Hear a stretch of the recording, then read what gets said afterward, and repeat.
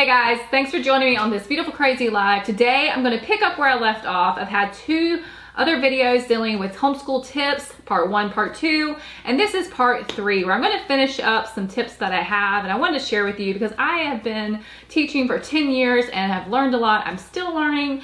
But let's get into it. Let's talk about drama. When your kid goes to school, they have to have their certain kind of shoes. I know in my day, it was Nikes. I didn't like Reeboks. Reeboks were a thing, but for some reason, I just did not like them. So it was Nikes all the way for me. Colors, certain colors were in at the time and certain ones weren't. Hairstyles. Do you remember the 80s? In 3rd grade, I was in the 80s and we had to do our hair like, you know, flip it down and flip it up and spray it until the can was empty, and then you had to use baking soda to get the hairspray out of your hair.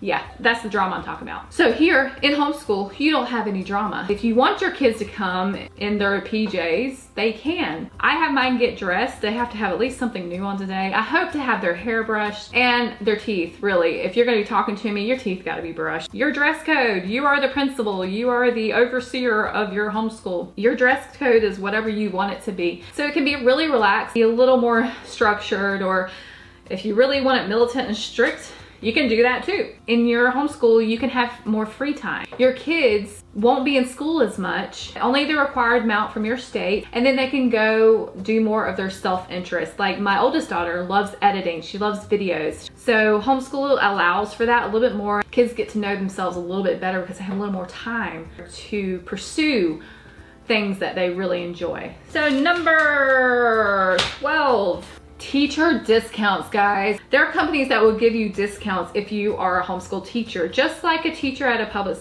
or private school. We don't have IDs.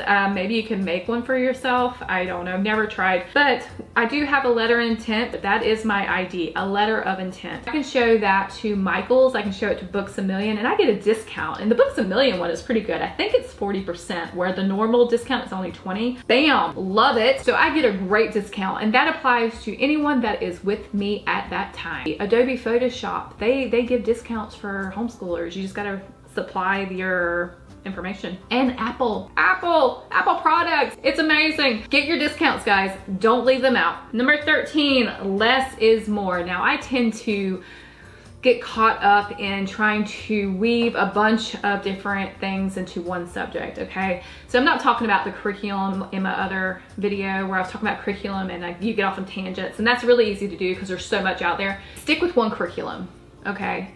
Stick with one curriculum. If you want to add a read aloud, which is what I like to do because that's what I do when my kids are eating breakfast or just coming in and getting ready and settling down, just do that. Don't bring in a bunch of outside resources if you get overwhelmed easily. Find a curriculum that works for you, stick with it for the entire year, and then change it out mid-year if you really hate it. That's my con about some of these histories, or any subject. I keep going to history because that's where we're at. But any subject, if it has like 3 books that go for the one class, like let's say there's a test booklet, there's a math booklet, there's a quiz booklet, there's a work booklet, and then here's your textbook that you have to read and do all this stuff with.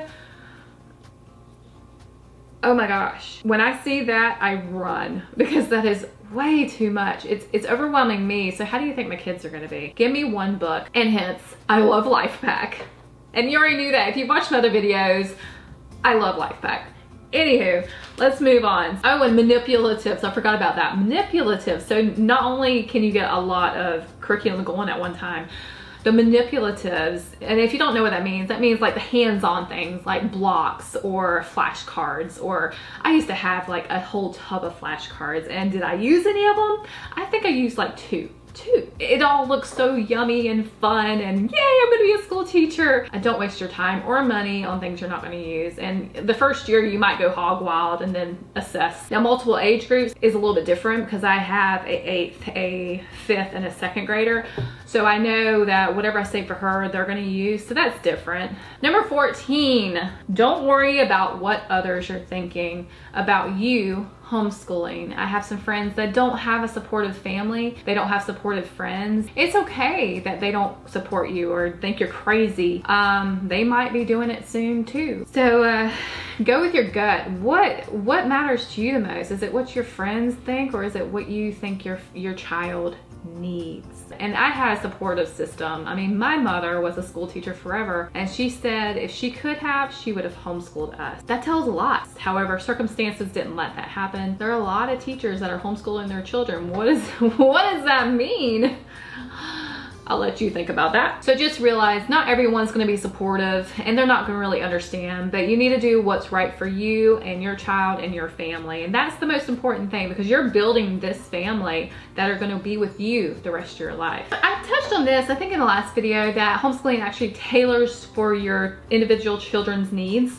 If you have a child with Down syndrome, or if you have one with autism or ADHD or any of that stuff, you can tailor the education for that specific child, your child. I don't have any of those children here, but I do have different learning abilities and difficulties. They're children. I know I'm not good at everything. Are you? No. So it's nice to be able to tailor things for her because she needs extra practice, or her because she doesn't need it. I love homeschooling because you have the freedoms of teaching what helps them and not just a square. We can't teach in a square. It's difficult. That's why some children prevail and some get left behind, which is a shame.